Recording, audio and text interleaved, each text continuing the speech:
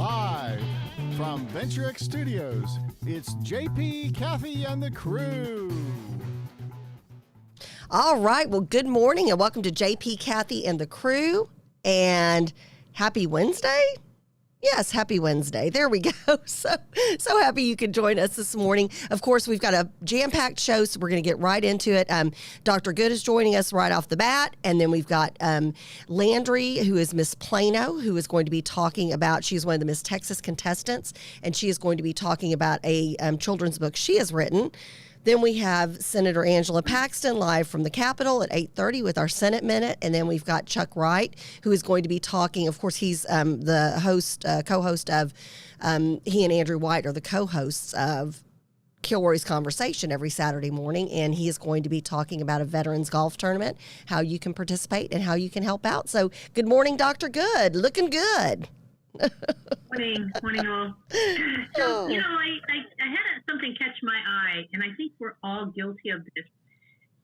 But we don't realize how it's impacting our kids, especially middle schoolers. So you're hearing a lot of talk about the lost year, right? And how, things are so different because of the COVID year, and we'll never recover, right? All of these gloom-doomy type of statements about our COVID year. And what we don't realize is the impact that these statements that adults are making about last year, what impact they're having, especially on our middle schoolers. Our middle schoolers go through a brain change that's very similar to the just born through 3-year-old kids. Their brains are forming, and we know brains just do all sorts of marvelous things. Matter of fact, as a grandparent with a newborn, I was able to really see the mind working. And I don't remember as a mother, the new mother, having that understanding like I did as a grandmother. And that may have been my teaching years. I don't know. But, it may have been your teaching years. And Dr. Good, it may have been the fact that when you're a new mom, you're like, okay, I don't have a manual. I'm just trying to figure out how to put the car seat in the hospital, checkout lane. I'm a new mom.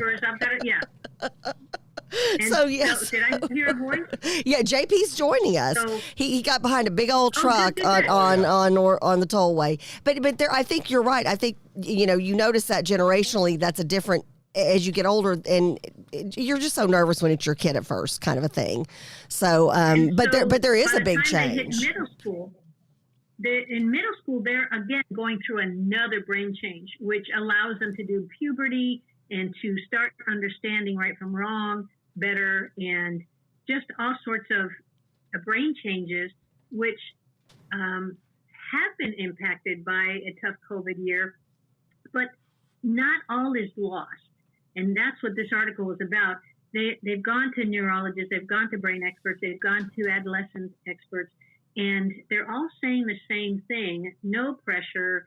It's all about how the parents are handling the COVID year and how they're talking about it, how they're modeling resilience. Yes. Huh. So what they're, it is, if the parents have learned how to handle and model resiliency through this uncertain time, then the kids are less apt to be hardwired in the wrong way, right? And so that is an interesting viewpoint that, again, is shared by many different experts, that the parents need to take the time to have that standing. They need to take the time to be stressed.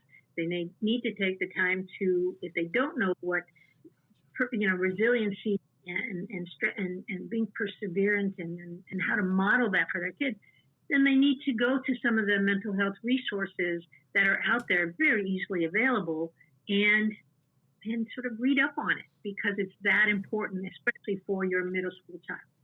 They need to see parents can sort of talk of resiliency, that this is not, not all is lost.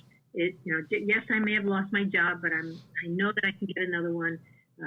It's just a matter of finding the right connection. And so putting a positive spin on some of the bad things that have happened is now even more important for parents to do. A lot of parents already do that. Some parents, they live in the positive world, but there's some parents whose brains tend to want to call it like it is, and and half empty versus half full. And so Right. it's never been more important for parents to understand that modeling resiliency, perseverance, and positivity, especially for your middle school child, That's huge. is That's huge. really important. Well, It is. you see that, Dr. Good, that's something that you kind of see similar personality traits, especially as the kids get older. You're like, oh my goodness, you sound just like your mom, or oh my gosh, you've got a sense of humor just like your dad, or whatever the case may be. Yeah. And you think about it during COVID, if you're obsessing, let's say you're sitting at the dinner table and all you're doing is obsessing about COVID, and you're, obviously, I know at our dinner table, we recognize those friends who have been sick or who have passed from COVID. We pray for them. We don't linger on that conversation. And as a result, neither one of my kids are obsessed with it. They're cautious, they're smart about it, but they're not obsessing on it and going into a depression over it. And you're right, in those middle school years, those are tough years. I always, when I graduated from college, I was like, I will teach, because I was certified K through 12, especially, because I was special education. And I interviewed in elementary schools and in high schools and senior highs. I knew junior high, middle school, that's a calling. Those are tough years anyways. I can't even imagine how tough they are during a pandemic. My last 4 years was in middle school, and I absolutely loved it, grades 6 through 8. I had been a middle school teacher for 9 years. They asked me to open up the ESL department in the Plano Middle School, and just absolutely ended up loving it. But you're right. It's just like kinder teachers, right? I would never be a kinder teacher. There are kinder teachers who would not do anything else. Right. And so everybody's got their calling.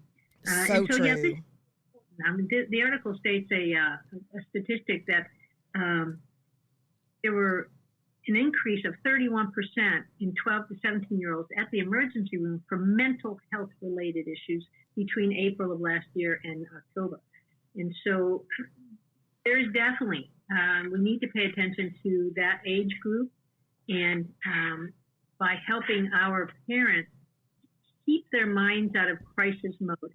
You know that I've talked a lot about COVID blessings, right?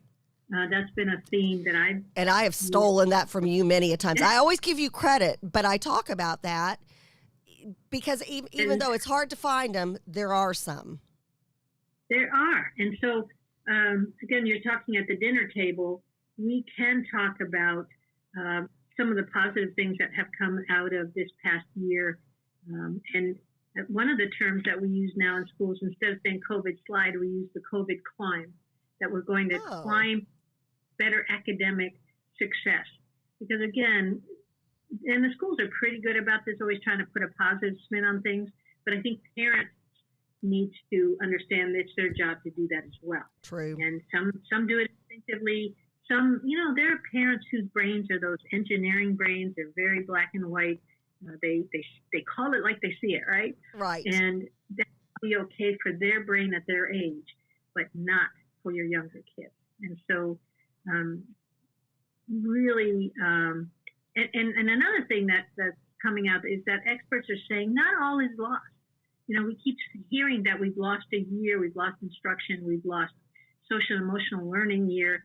We have, but again, if parents stay positive and parents make sure they do things, especially the middle schoolers, like making sure their kids get enough social and emotional time with their friends, that is huge. That brain change, it requires them to be more social.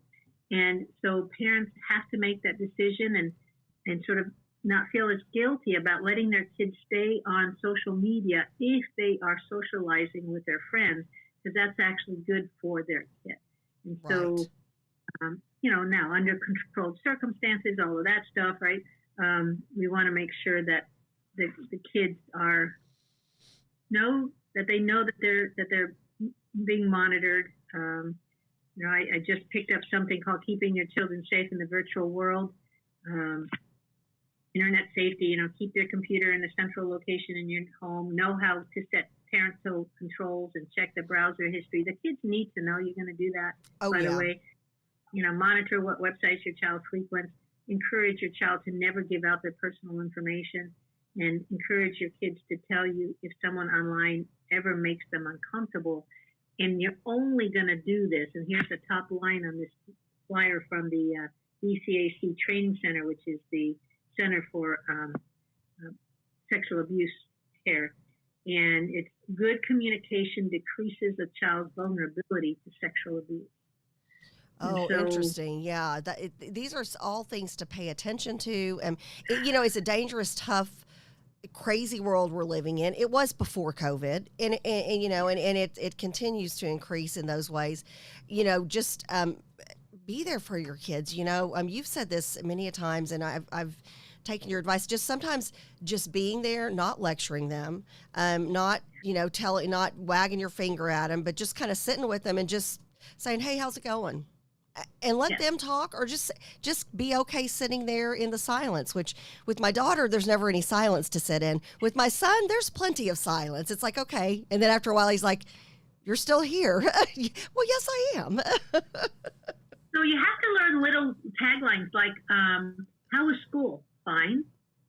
What was your favorite part of school today? Yes. What did you learn today? Nothing. Well, it's good you're going back tomorrow, but really think, tell me one thing, and it forces them to go back, and it forces that communication, so that it's not it's what, having, sometimes we have to learn as the adults, right, whether in a school setting or home setting, how to trigger more conversation. And so how was school today? It was good. Well, what made it good? See what I did? Exactly. I did good. Well, what made it good? What was the good part about it?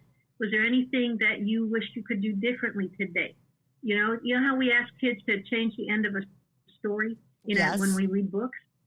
It's the same thing that we can do with their daily life. Now, question every day, but you see what you're doing. You're constantly, first of all, you're letting them understand that little snap answer. You're not going to get away with it. Yeah, we used to do a high-low at the dinner table when the kids were younger. What was a high part of the day, what was a low part of the day, in something you might have done different. Hey, you know what? I would have studied harder for that test, or I would have checked out a different book at the library. Whatever the case may be, but it's not just an opportunity to say fine or yes or no. Don't accept those answers. Yep. That's not helping your child communicate. Much like PBL, where we have kids present their over many year time, the kids become very comfortable speaking to their project to adults in the room. We need to train our kids to be comfortable talking more than one word answer. Absolutely. So, there's a lot today in our little short time together, but again, these are just little reminders for parents to go, oh, yeah, I need to do that. Good info. What are you going to be telling people and talking to everybody about on Sunday? Well, here's something interesting. I had somebody reach out to me and say, I'm not understanding this Aunt Jemima, why they're removing her. They're taking a strong Black woman off, right, and they're replacing her. And I'm not understanding that. She was successful in her time. There's more to the story. And so we'll be tuning in on Sunday. Okay. I'm going to bring Clarence Glover on, who's our culture guy, and he's going to unpack the story. And I think we'll learn some things about why. Well, first of all, I won't give away. Oh, yeah. You have to tune in on Sunday from 8 to 9 a.m. Yes. Well, thanks, Dr. So Good. Unpack that. All right. Thank Love you. it. Have a great rest of the day, and we'll see you tonight. Bye-bye. All right. I believe we've got Miss Plano, Landry Champlin. Is she in the waiting room? Excellent.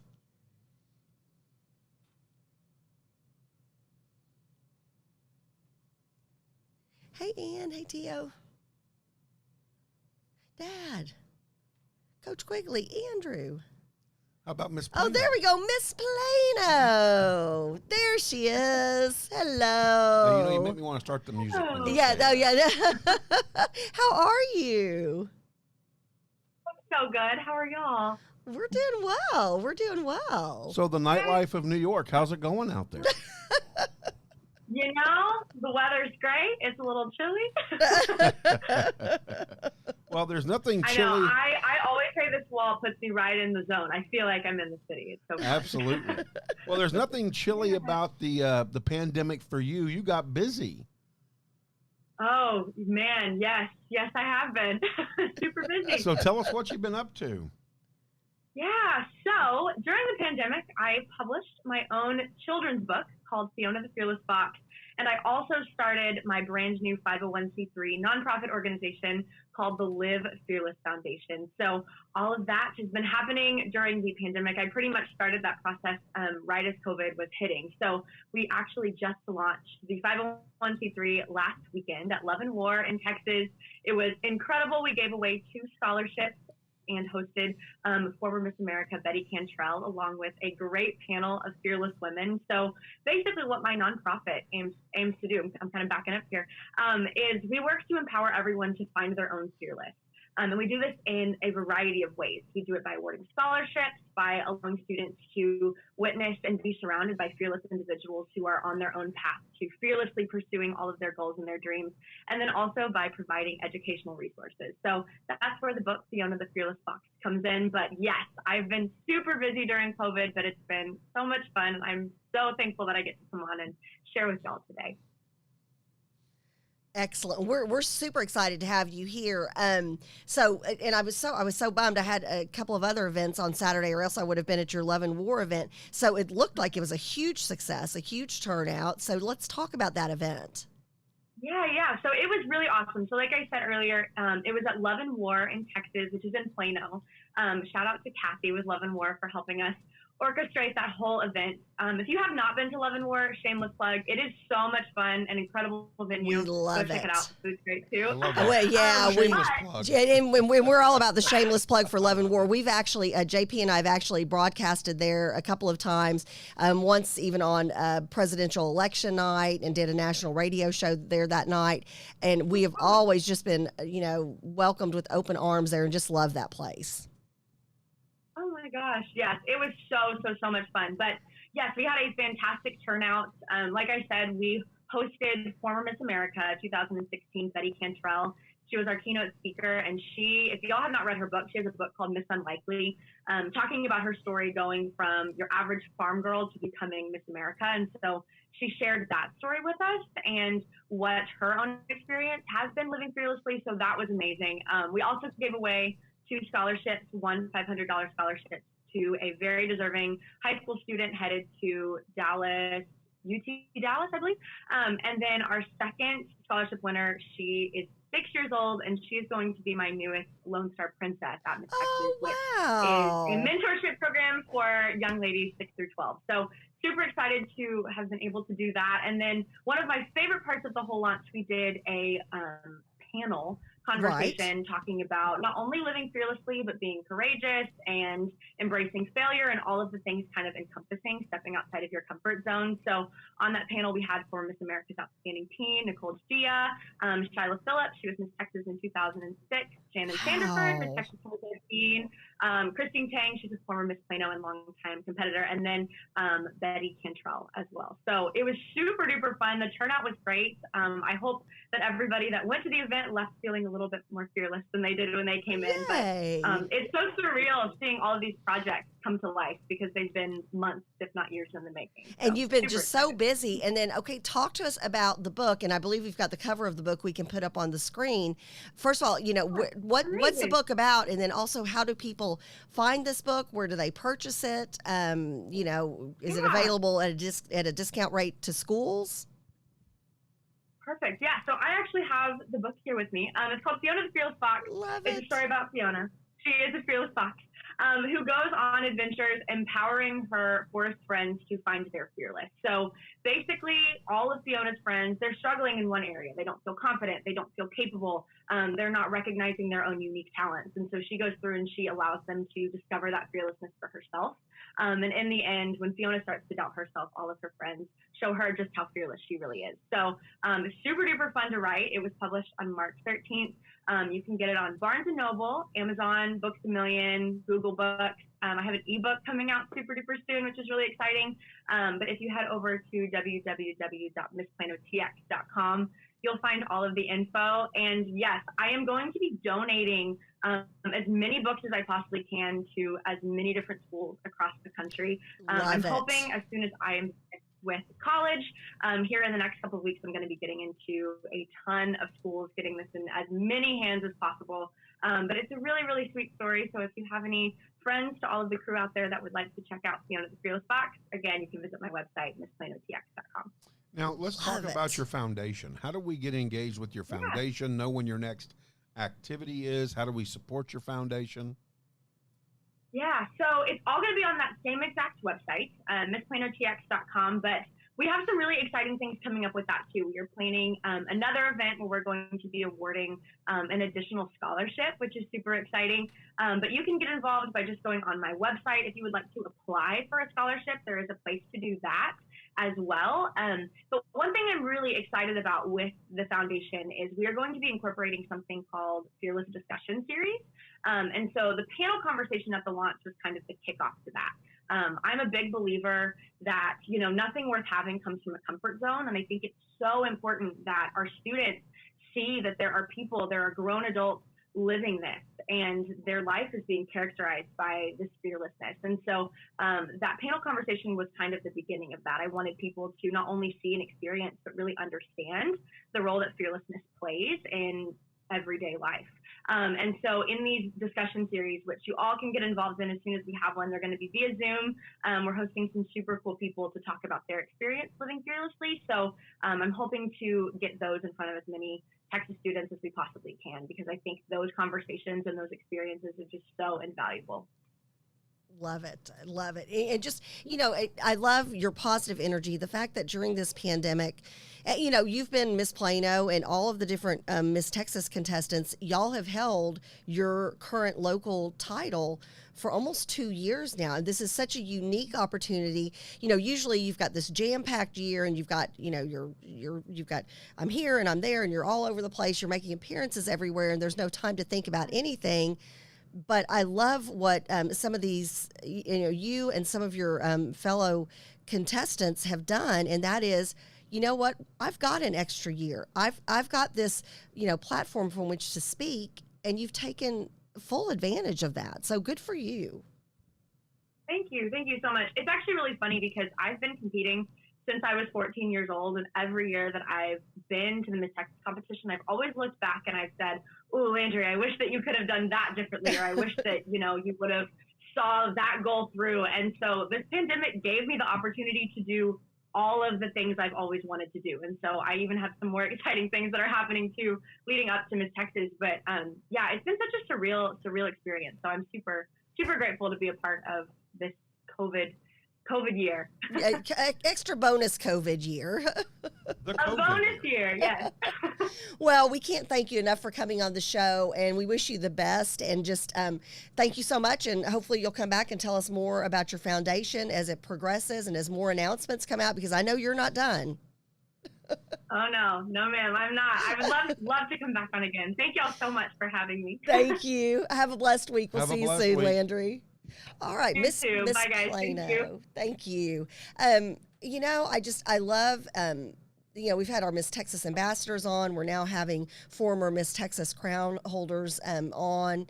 And, it's so fantastic to see them kind of, this goes hand in hand with what Dr. Good was talking about, JP, that look for opportunities to create a blessing or to create, for something good to come out of something that's really tough. And even if you've lost somebody, even if you've been sick, even if, you've had a, financial devastation, whatever the case may be, always try to, always step back up, get back in the game and try to look for the best there is, Well, and if the government will get out of our way.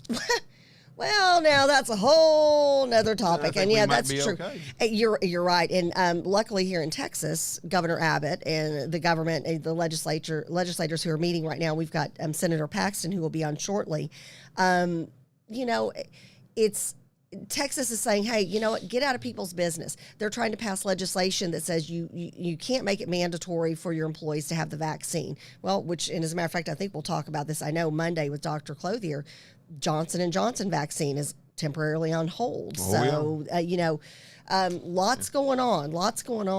But, now our concern is the federal government getting in our way. And I'm sorry, in Washington, D.C., those folks who are trying to, well, I would use the word leading, but not all of them are. Those people who are in office there don't necessarily, well, I know they don't know what's best for us here in Collin County, Texas, or Dallas County, or Denton County, or whatever the case may be. So let people make their decisions and take care of themselves and their families, right? Yeah, absolutely. I agree with that 100%. Yeah. Big news that we can't pass by while Senator Paxton logs in here shortly. What's going on up in Minnesota at the Brooklyn Center? Yes. Self-identified Antifa members continue to arrive in the Twin Cities, so congratulations to y'all. And they are truly, it's interesting, but they are now being considered insurgents with their attack. There was a curfew set. The police chief, by the way, has resigned. He's resigned along with the police officer who accidentally pulled out the gun instead of the taser, yes. And so, again, it's still being called an accidental shooting at this point of Dwayne Wright. But it's given, for some reason, this has given Antifa and anybody else that's part of the violent far left the ability to become an insurgent. And somehow this is deemed legally, this is becoming a legal, not an illegal issue. Why we aren't arresting people? Well, they're saying not, it's a freedom of speech thing. No, it's not. Not when it turns violent. Once you become violent, it is no longer, when safety of, person or property is in jeopardy, it's not a peaceful First Amendment protest or counter protest or whatever the case may be. Well, and what's interesting is that we've got, it's not like the police department's not able to be monitored during this process, right? So Antifa members are monitoring police channels, and they're hearing chatter about mass arrests going to happen because, again, this isn't just a peaceful protest. It's a violent protest, which is not protected under the Constitution. Exactly. And so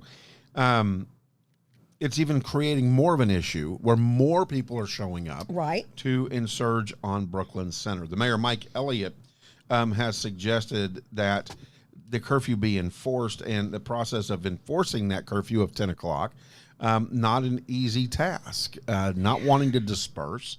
And again, the police are trying to disperse them peacefully. It's just very, very interesting how it's all boiling down and how Minnesota has become, especially the area where George Floyd was at, has just become a hotbed for political violence. And we don't call it political protest anymore. Yeah. Not when you're looking at Portland, and now you're looking at Minnesota. And it's a sad thing for sure. Yeah. Do we have Senator Paxton on?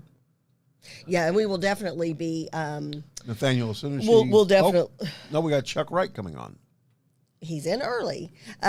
She should be on any minute. And we'll continue to follow this story. Heartbreaking things all over. And what drives me crazy, and we've talked about this before, JP, is when people are ahead of time, they're passing judgment and wanting people's heads on a platter when justice hasn't even been served. Hasn't been served. We haven't gone through the due process that is needed. Right. I agree. So, all right. So we should, do we have Senator Paxton? It's a phone number. I'm here. Yay, hey, there good she morning. Is. Hello. I come to you from the car today. I'm driving in. So. Okay. Yeah, excellent. No worries. You were busy again, I saw. In committee. Well, we are busy. So what do we have for a week update? Because I know a lot's happened in the last week. Yeah, for your listeners too, I wanted to let you know. Well, we actually made a shift from a weekly email to update on people on things because things are changing so fast, on a daily basis. So if you want to follow what's happening, you can follow me on Facebook. Angela Paxton TX is a great way to kind of keep up with the things happening. So just yesterday, for example, we started off with something very fun. We haven't done a lot of the ceremonial stuff this time because of a lot of different things, but we actually honored the Baylor basketball team, men's national saw that. Oh, that's So awesome. that was a fun way to kind of get kicked off and everything. But of course, yesterday, a bill that I co-authored with Senator Brian Birdwell, we passed the big omnibus executive powers bill, which really I'm so impressed and proud of Senator Birdwell's work on this, and proud to getting this done. You know, one of the problems that we realized during the last year is that we have disaster powers and emergency powers, and they've kind of been just piled on here and there, kind of in almost a random way, it seems like. And one of the things we realized was that there was kind of no difference in the response legislatively allowed between, say, maybe a riot and a hurricane that shut down, half the state or something like that. And so he has done a great job of going back through and kind of redefining what is a disaster, what is an emergency, and significant part of that, though, is the ability for the legislature to be called back into session in a long-term ongoing situation. Okay. So I think people will be happy with that, because that's part of what the frustration has been, right, during the pandemic. Yes. Is that there was no legislative voice. It was the governor acting alone. And so, our emergency powers and our disaster powers were all kind of designed to be this immediate response, not this long drawn out type of response, right? Right. I think that's this is something that, I'm obviously preaching to the choir with you. There were so many people who were demanding a special session be called when everything was, going, people didn't know which way to turn and who to believe and who to listen to. So I think this will help in more clearly spelling that out. And then also, JP and I, right before you got on, we were talking about the most recent shooting where the officer pulled out her gun instead of her taser, and how Antifa has come into that city. And they're talking about mass arrests. Well, this could very, very easily happen in a town in Texas. And it seems to happen, like when it happens in one town, it also happens in several other towns kind of in conjunction. So I'm assuming this would address mass riots in towns, especially if these, what are supposed to be, protests turn into riots, destruction of property and things of that nature. Would that be addressed? I think so. I mean, once you pass something, then you start seeing how it really plays out, because there oftentimes are going to be maybe court cases or things you didn't foresee. One of the things that Senator Birdwell brought up as he was laying out the bill was, you really can't predict every possible type of disaster or emergency that we are going to encounter in the future, right? I mean, right. You can't. Who knows? Who thought we would be dealing with a pandemic? Right. We had no idea, yeah. And especially with the legislature right. only meeting every 2 years, sometimes you've got to address things. Right. So, what this is designed to do is to be a broad approach to a system type of approach, right? Not about a specific type of emergency or disaster, whatever. The other thing that's really, really important is that there's the enabling legislation, but it's also going to be on the ballot for the voters to vote on this. So excellent. I think that's a really, yeah. So this will, we'll pass it, but we're passing the resolution so that it will go on the ballot and be determined by the voters. So, love it. Another thing we did yesterday in all of this was we also passed the legislation that prohibits defunding the police. That's important. Yes. I know a lot of people, Thank you. that. Yes. Well, and I know you guys, like I do, support our police, and it's been, it's interesting. A lot of these things have been brought to the forefront because of things that have happened in the city of Austin itself. Interesting. And like most legislation, legislation is passed because something went wrong, right? That's why we have a law. It's like this bad thing happened. We don't ever want this to happen again. That's kind of the genesis of most of our legislation. And so as we see things that are getting out of balance or, having unintended consequences, whatever, or just have intended bad consequences, even. That's what we're doing. We're saying, listen, that's not okay. We're going to fix that. So going forward, people in the rest of the state don't have to deal with this or worry about it. Excellent. You have been busy this week. Super busy. She has been. Yeah. Well, and this is kind of where everyone is, where we are in the session, because we really have, I guess, maybe 6 weeks or so left. Wow. We're in the middle of April. We go through the end of May. And so we're hearing lots and lots of bills in committee. Yesterday I think I met in 3 different committees. Today I'll be in a similar situation. I'll be hearing bills in the committees I'm in. I'll also be leaving those committees to go lay out my bills in other committees. All the other senators are doing the same thing. We'll get to the floor and we're moving through things. We're having pretty long days on the floor right now, so we can just keep moving things through and get them over to the House. Same thing is happening there.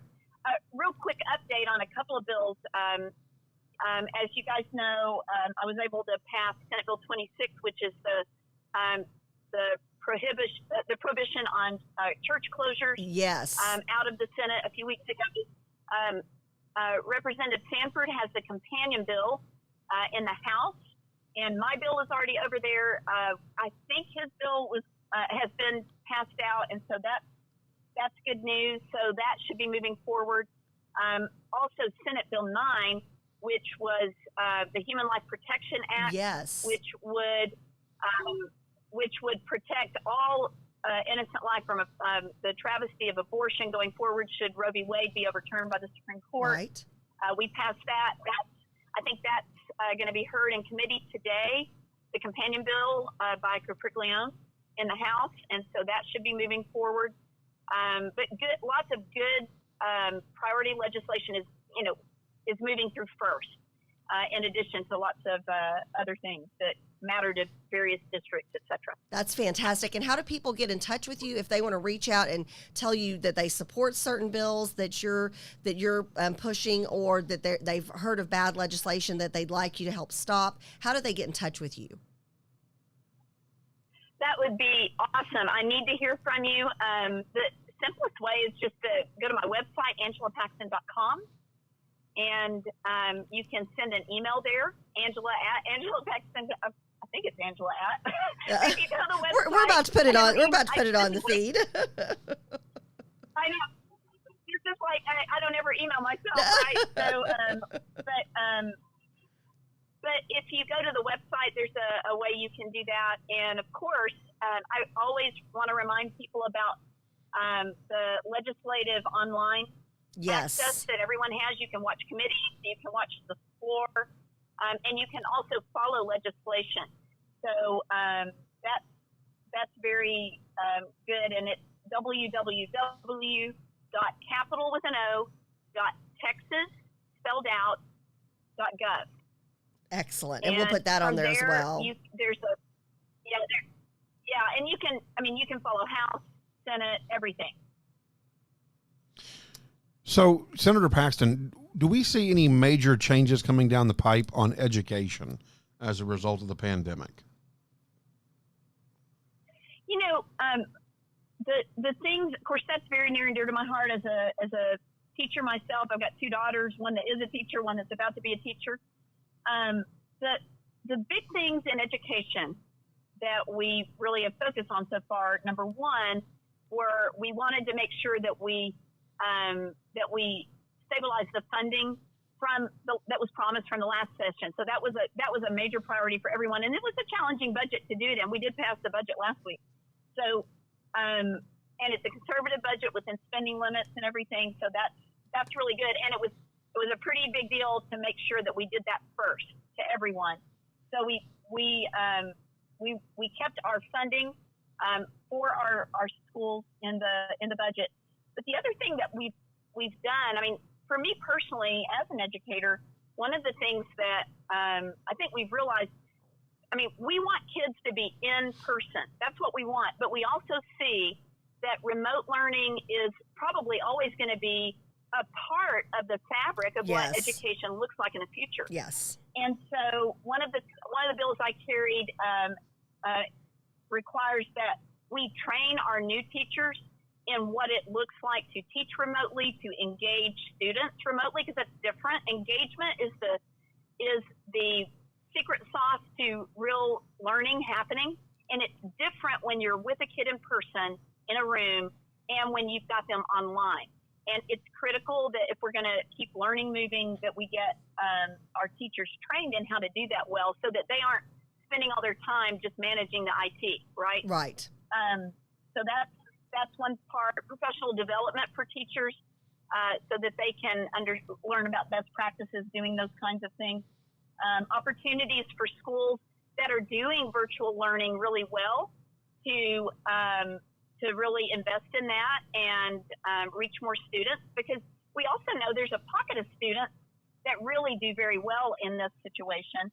Plus, this allows students who maybe are sick or have other kinds of situations that are preventing them maybe from being in school for a period of time to keep moving. Absolutely. But the biggest thing we've got to do is, we know kids came into this school year an average, this is kind of the statewide average, of roughly 3.5 months behind where they ought to be because of all of the missed time and everything.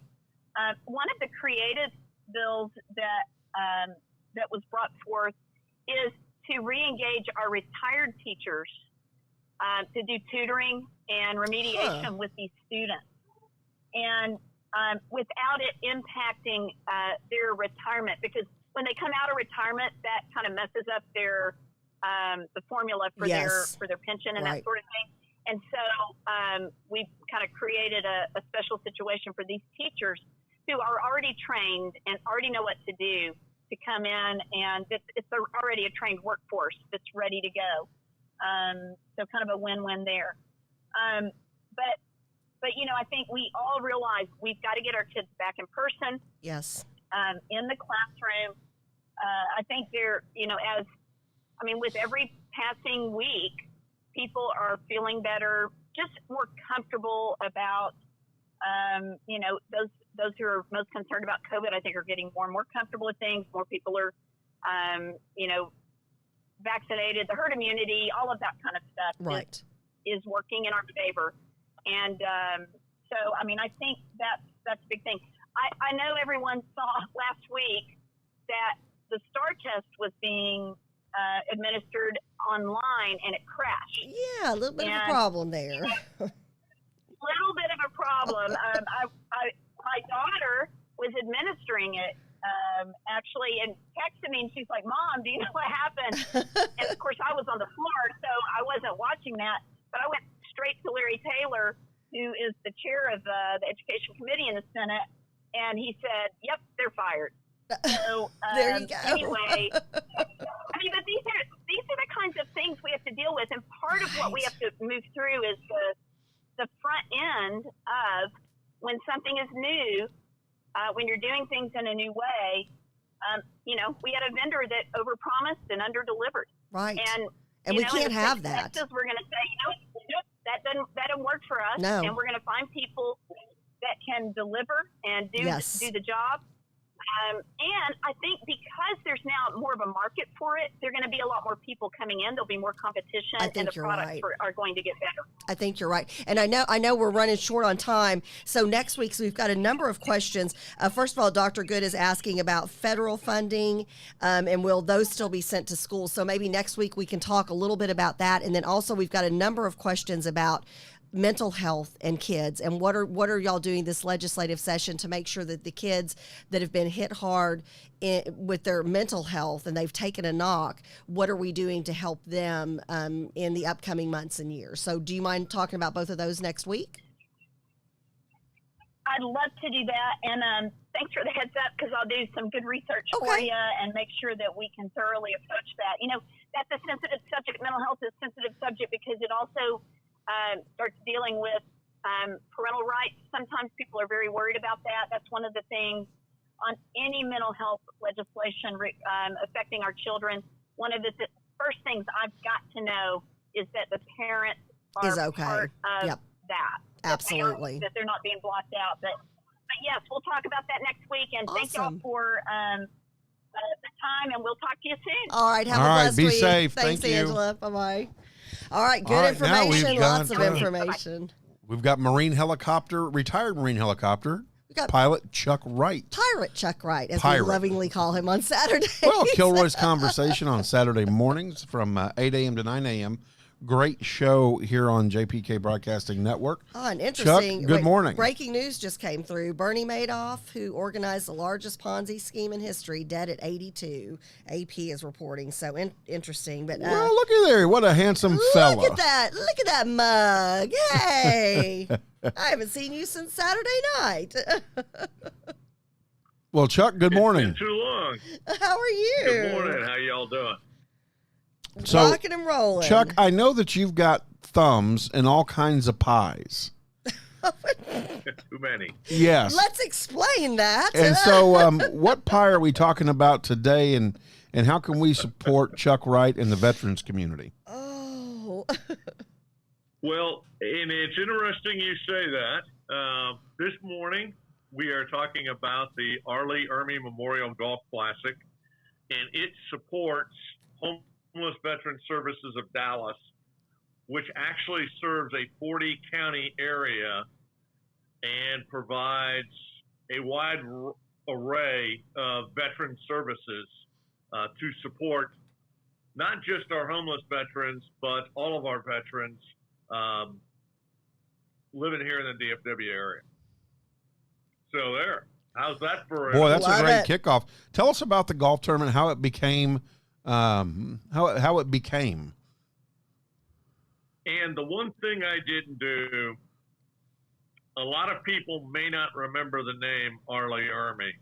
Right. And I should throw up one of the images, because the second anybody sees it, they instantly go, "Oh yeah, he was Vietnam era Marine. He was a drill instructor, and he became famous for basically stealing." A little Oliver Platt in him. He wound up stealing the movie Full Metal Jacket. He was Gunnery Sergeant Hartman. Yep. And we created about 5 years ago, at one point in time, there were 3 golf tournaments. Now there are just 2 that the family actually puts the Arleigh Irmi name on. And next year, we'll be talking about expanding that back to 3. And then 4, and then 5 as we're going to grow this.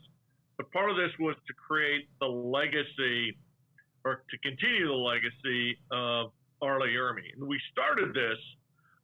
Arleigh Irmi loved his cigars. He loved his golf.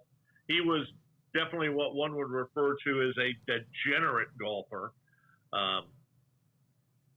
For him, a round was 36 holes, and if there was enough daylight, he'd play 54. He loved to smoke a cigar, walk in the course, and in that honor, on the 14th of May, we are going to host the Arleigh Irmi Memorial Classic. And this all started, the golf tournament actually started while we still had Arleigh with us. Arleigh unfortunately passed away 4 years ago to pneumonia. Is a complication of something else. Now I don't remember what it was, but not really important. And so with that in mind, we are trying to have a golf tournament that is not only great fun, but does great things. And it supports, as I said before, Homeless Veteran Services of Dallas. We will have hand-rolled cigars, and they are very good cigars, according to my cigar aficionados. We will have good food, good camaraderie. We have 3 Medal of Honor recipients scheduled to be in attendance. 2 of them will be playing. One of them will be leading the opening invocation, followed by the Fort Worth, one of the pipes and drum group to do the national anthem and a color guard of U.S. Marines. So it's a great tournament. It is. I am flattered to be the tournament director, although I found out I got the job because 1, I don't play golf, and 2, I'd never run a golf tournament before. So hey, sure, why not? You know? Yeah, but you're a Marine. You're a Marine. You can get it done. You can get it done. and we've got Arleigh. We've got his picture up right beside yours. It's your picture. It's hilarious. It looks like he's pointing at you right now. just so you know. Good. Very good. That is Arleigh, and I have to confess, I did not know him well. He might recognize my face. He probably didn't know who I was, but I was guilty by association because I hung out with a lot of people who considered him a close friend. So, Chuck, what time is the tournament? What day is the tournament? How do people find it? Friday, May 14th. We will tee off at 13:30 at 1:30. Lunch starts between 11 and 11:30, so get out early. You can find us. It's really easy. www.gunnygolf.com. Gunnygolf.com. Very easy to find. We have a Facebook page. We gave you the website.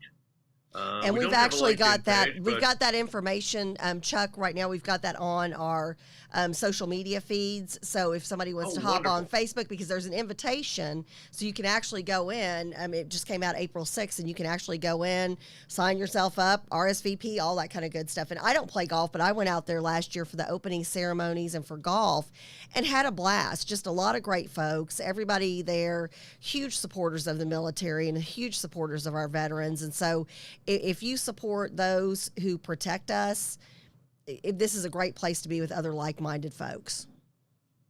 Oh, I appreciate that. It is wonderful. And the date is important because that is the date where we will tee off Armed Forces Day weekend. The next Saturday is Armed Forces Day. So we will be talking about that on May 14th on the Kilroy Conversation Show. If I can make it into the studio that morning, because I'm usually exhausted afterwards. But it is great fun. We promise we try to be one of the most fun golf tournaments in the area.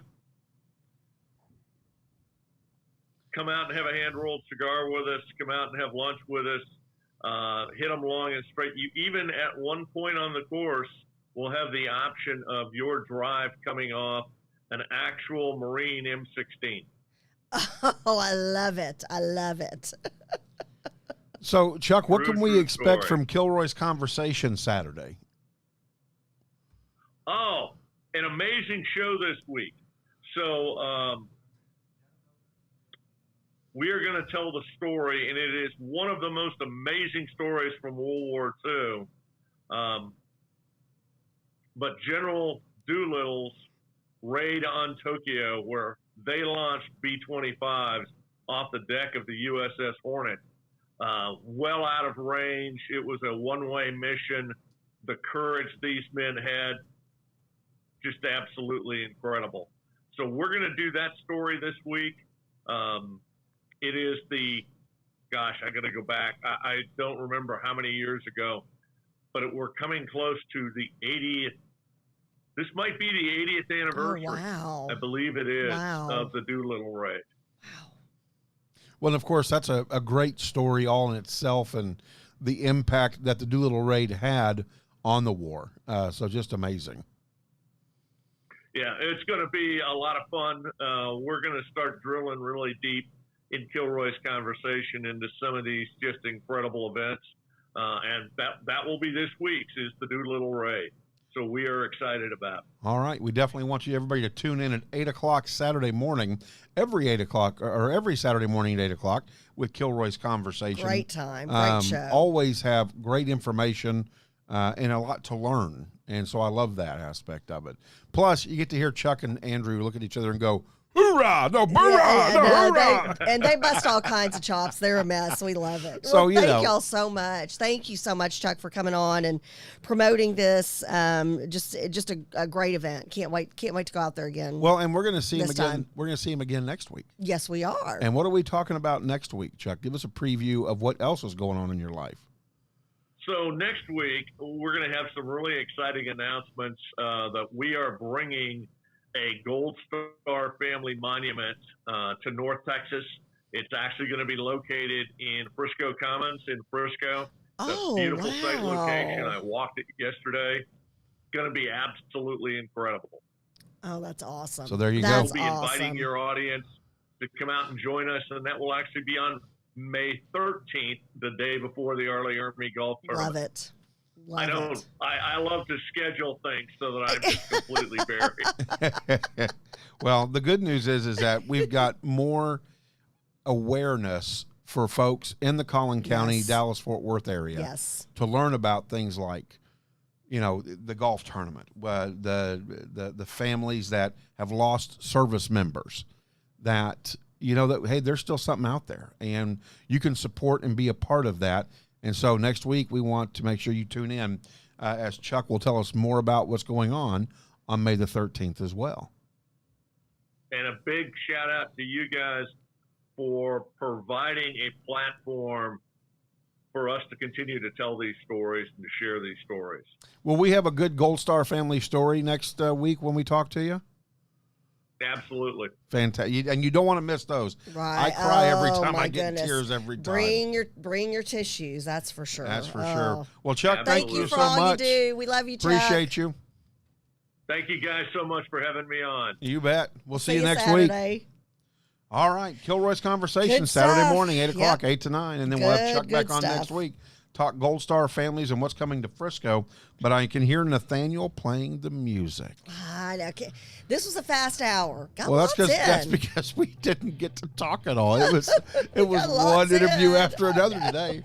Today was good stuff. We had a lot we'll of have people. we'll have some fun on Friday. We've got some other topics to bring up on Friday. So lots going on. Never enough time. Yeah, Never maybe we enough can even time. get in the fact that Joe, Jumpin' Joe car wreck Biden is now as have you noticed as his tenure goes on, JP adds more nicknames. Oh, it's coming. Like within a year of him being in office, JP's going to have like a 25-word nickname for Joe Biden. Jumpin' Joe car wreck Biden is what he's proposing at $2.3 trillion. Really nothing more than the Green New Deal. Oh, goodness Boy, gracious stay me. tuned Oh, on my. Friday. Boy, oh boy, oh boy. Oh, All right. my. Y'all Well, have a blessed Have day. a blessed Love y'all. Wednesday. Mwah. Everybody take care, and we will see you on Friday. Stay tuned for the Lawyer Show tomorrow. That's right, noon to 1 with Jeremy, See your y'all lawyer. later.